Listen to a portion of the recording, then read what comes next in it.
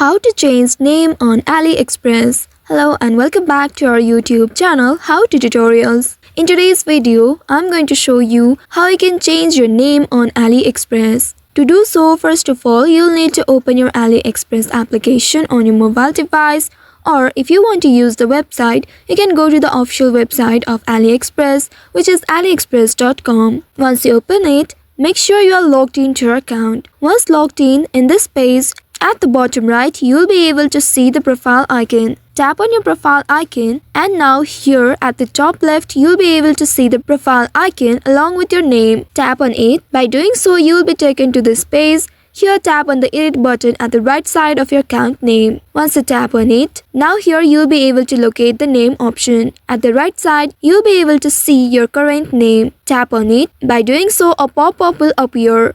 Here, you'll be able to now change your name. Tap on the first box and clear the previous name and write a new name. You can also tap on the second box and enter a new last name there. After entering your first and last name, tap on the save button right here, and then you will see you have successfully changed your name on AliExpress. So by following these steps, you should be able to change your name on AliExpress.